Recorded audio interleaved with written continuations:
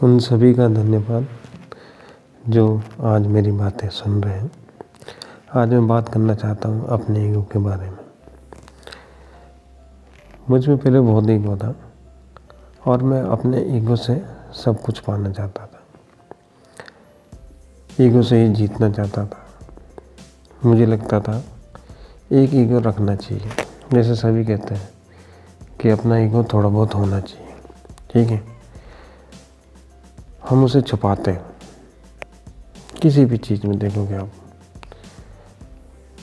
अपने कपड़े पहनने के तरीके में, हम बताना तो नहीं चाहते कि हमारे अंदर अहंकार है, मगर हम फिर भी क्या करते हैं, जानबूझ के। गलती से किसी ने मेरे कपड़े के बारे में बुराई कर दी तो मैं मन ही मन उसमें नाराज़ होने लग जाता हूँ। उसके लिए एक छोटी सी शत्रुता पैदा हो जाती मेरे मन में। मैंने ईगो से सीखा कि आप कहीं भी जाओगे, आपकी सबसे बड़ी असफलता का राज आपका ईगो होगा। मैं कई बार इसी चीज़ के लिए कोशिश की कि मैं जीतूं, मगर मुझे नहीं पता था वो मेरा मन नहीं, मेरा अहंकार मुझे आगे आने की कोशिश करता है और कहता है कि तुम जीतोगे। मगर मैंने ज़िंदगी में कभी भी सीखने की कोशिश नहीं की, जिसके कारण मैं हमेशा ये पहचानने में असमर्थ रहा कि ये ईगो है या मेरी मेहनत।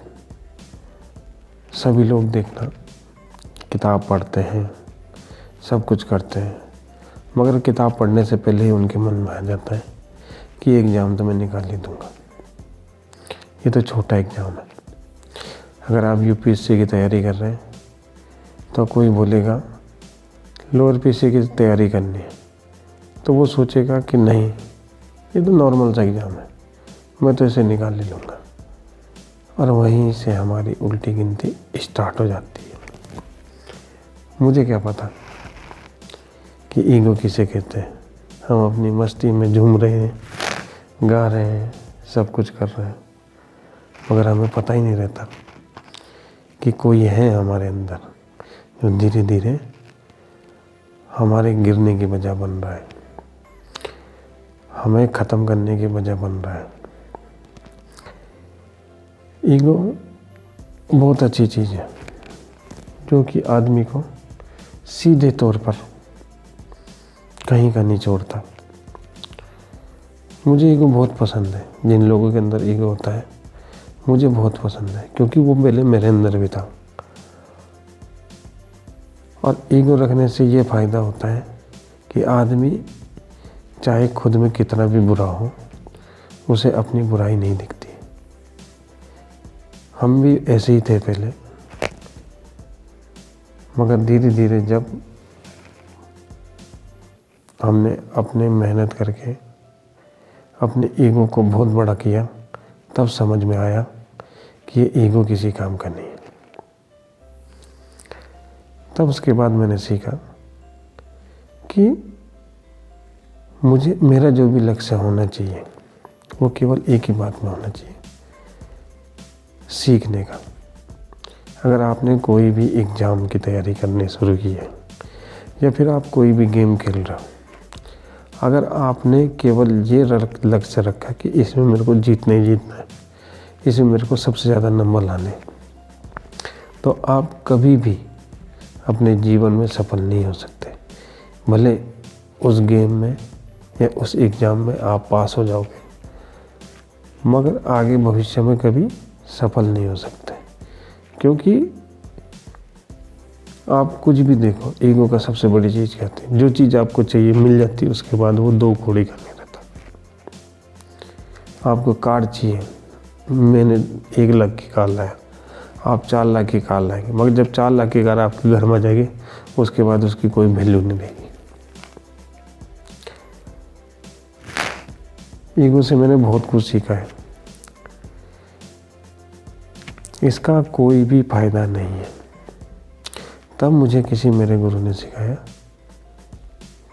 कि तुम अपना ईगो जो तुम्हारे आगे है उसके पैरों के नीचे रखो, फिर उसके बाद उससे बात करो।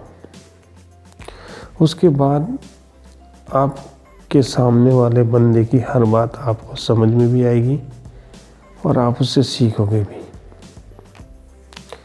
जब तक आप अपना ईगो दूसरे के पैरों के नीचे नहीं रखते, तब तक आपको कोई बात समझ में नहीं आने वाली। ईगो का मतलब ये नहीं है कि आपका ईगो हार गया तो आप हार गए। अहंकार शब्द ही अलग है,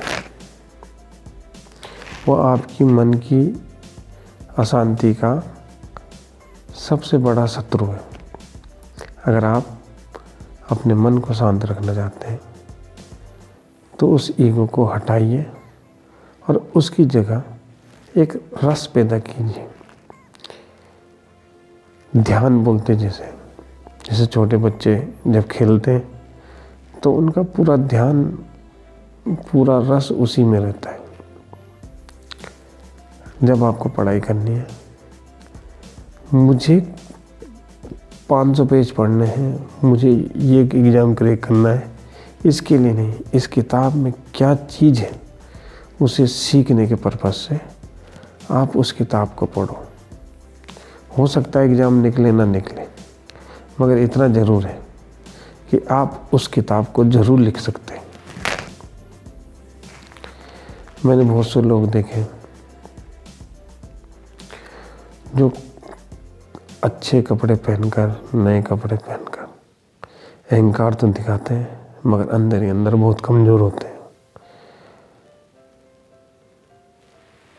बहुत कमज़ोर होने का सबसे बड़ा कारण यही है कि हम हर चीज़ से हारे होते हैं, मगर सब लोगों को दिखाते हैं कि हम सबसे जीते हुए हैं।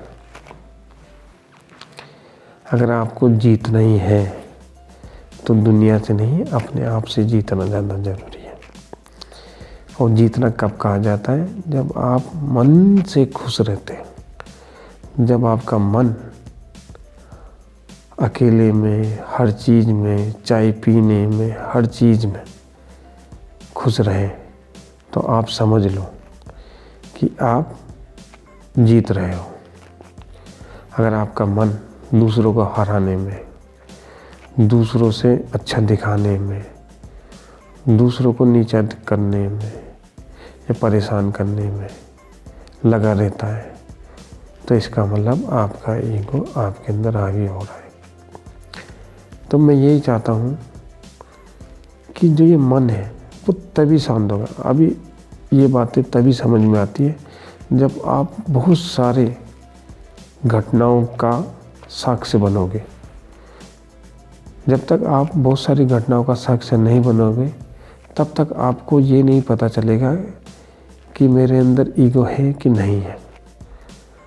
तब तक आपको हर बात सही लगेगी और दूसरों की बात गलत लगेगी और आप खुद को हमेशा सही मानोगे। जब आप बहुत सारे घटनाओं को सामने देखोगे, तब आपको पता चलेगा कि हाँ, कि मैं गलत था। और अंत में जब मृत्यु होती है तो इसको छोड़ा जाता है, उससे पहले ये छूटेगा नहीं, और उसको छोड़ने के लिए आपको बहुत प्रयत्न करने पड़ेंगे। ईगो, अहंकार केवल मन की शांति को बर्बाद करने के बहुत बड़े औजार हैं।